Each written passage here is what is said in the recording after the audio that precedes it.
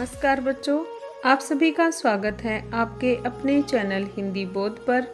आज हम इस वीडियो में पढ़ेंगे वितान पाठ्यपुस्तक में शामिल पाठ डायरी के पन्ने के बहुविकल्पीय प्रश्न। आपकी परीक्षा में वितान पुस्तक से बहुविकल्पीय प्रश्न ही पूछे जाएंगे, इसलिए डायरी के पन्ने पाठ में जितने भी महत्वपूर्ण प्रश्न बन सकते थे वो मैंने बनाए हैं। तो चलिए शुरू करते हैं हमारा ये वीडियो। बहुविकल्पीय प्रश्न। पहला प्रश्न है इसमें, डायरी के पन्ने पाठ के आधार पर महिलाओं के प्रति एन फ्रैंक के दृष्टिकोण को स्पष्ट कीजिए। महिलाओं के बारे में कैसी सोच रखती हैं एन फ्रैंक।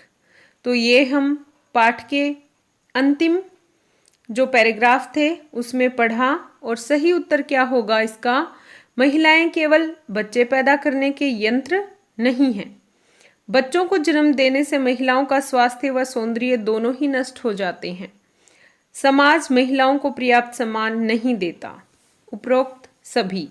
तो उत्तर होगा घ, उपरोक्त सभी, क्योंकि ये सारी बातें एन फ्रैंक ने महिलाओं के लिए कही हैं। अगला प्रश्न है, एन फ्रैंक की डायरी अगर एक ऐतिहासिक दौर का जीवंत दस्तावेज है तो साथ ही उसके निजी सुख दुख और भावनात्मक उथल पुथल का भी।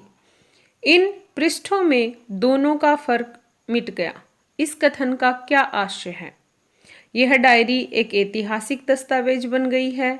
यह डायरी एन के निजी सुख दुख के बारे में बताती है, या द्वितीय विश्व युद्ध के समय में लिखी गई डायरी निजी होते हुए भी ऐतिहासिक बन गई है क्योंकि इसमें बहुत सी ऐतिहासिक घटनाओं का वर्णन है। या घ, द्वितीय विश्व युद्ध का प्रमाणिक दस्तावेज होना। तो हमें पता है ग इसका सही उत्तर होगा। अगला प्रश्न है, एन फ्रैंक की डायरी मूलतः किस भाषा में लिखी गई। जर्मन, डच, अंग्रेजी, फ्रेंच। सही उत्तर क्या होगा, डच। अगला प्रश्न है, एन की डायरी एक ऐतिहासिक दौर का जीवन दस्तावेज है क्योंकि इसमें राजनीतिक स्थिति और युद्ध की विभीषिकाओं का जीवंत वर्णन किया गया है। अगला हमारा प्रश्न है, यहूदियों के प्रति जन भावना कैसी थी। यहूदियों के प्रति वहाँ के लोग कैसे सोचते थे। लोग उनसे बेहद प्रेम करते थे। लोगों को यहूदियों से सहानुभूति थी। लोग उनसे डरते थे। लोग उनसे नफरत करते थे। तो सही उत्तर होगा लोगों को यहूदियों से सहानुभूति थी। और ये उस समय की घटना के आधार पर उत्तर है जब एन फ्रैंक का परिवार अपना सामान उठाकर छुपने के लिए जा रहे थे। तो उस समय सब लोग उन्हें बेचारगी की नज़रों से देख रहे थे। चलिए अगला प्रश्न है, एन फ्रैंक की डायरी क्यों प्रसिद्ध है। इसमें यहूदियों पर ढाए जाने वाले अत्याचारों का वर्णन है। इसमें कुछ रोमांचक तथ्य। तो सही उत्तर इसका होगा क, इसमें यहूदियों पर ढाए जाने वाले अत्याचारों का वर्णन है। अगला हमारा प्रश्न है, मिस्टर डसेल किस प्रकार के व्यक्ति थे। बहुत ही मजाकिया, अत्यंत आराम पसंद, अत्यंत बोर, सनकी और उबाऊ, या कोई नहीं। तो उत्तर हमारा होगा ग, अत्यंत बोर, सनकी और उबाऊ। अगला प्रश्न है, मेरे लिए पोशाकों की तुलना में ज़्यादा मायने रखती है वितान में संकलित डायरी के पन्ने। रचना के अनुसार लेखिका ने इस प्रसंग में किस वस्तु का उल्लेख किया है। पुस्तकों का, डायरी का, अपने जूतों का, या स्मृतियों का। तो सही उत्तर क्या होगा, स्मृतियों का। अगला प्रश्न है, डायरी के पन्ने रचना के अनुसार मानव जाति की निरंतरता को बनाए रखने का श्रेय किसे है। तो इसका सही उत्तर है स्त्री जाति को।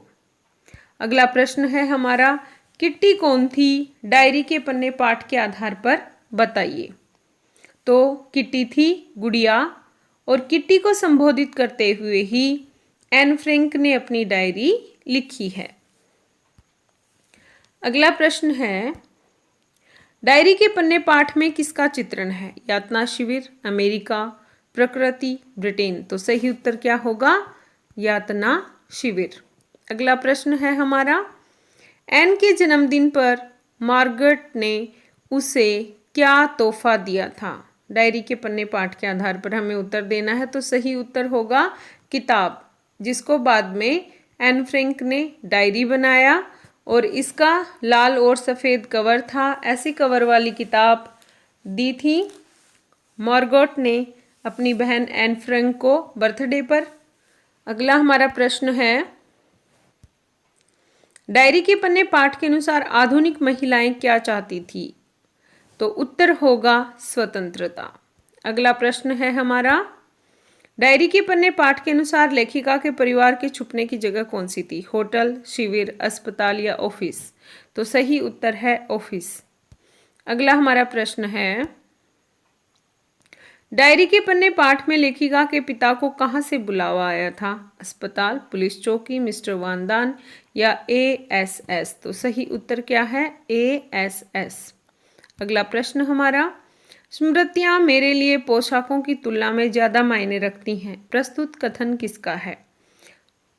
मार्गरेट का, एन फ्रैंक का, मिस्टर वानदान का या हेलो का? तो सही उत्तर क्या होगा? एन फ्रैंक ने ये बात कही थी। अगला प्रश्न है, the diary of a young girl शीर्षक से डायरी के पन्ने पुस्तक कब प्रकाशित हुई? तो सही उत्तर है 1952 में अंग्रेजी भाषा में the diary of a young girl शीर्षक से पुस्तक प्रकाशित हुई। अगला हमारा प्रश्न है, 1933 के मार्च महीने में फ्रैंकफर्ट के नगर निगम चुनाव में हिटलर की नाजी पार्टी की जीत के तुरंत वहां किस बात ने जोर पकड़ा?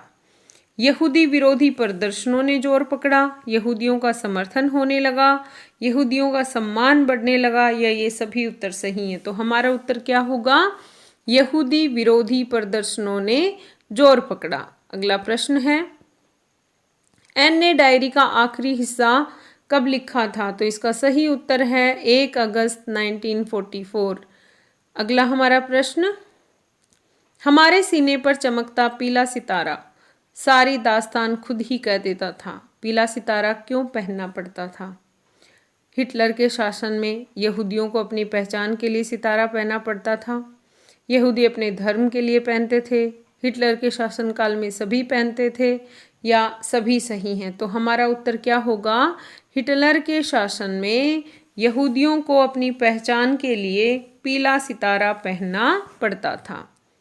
तो ये था ऑब्जेक्टिव टाइप का हमारा ये वीडियो। अगर आपको पसंद आया तो लाइक करें, चैनल पर नए हैं तो सब्सक्राइब करें। Thank you.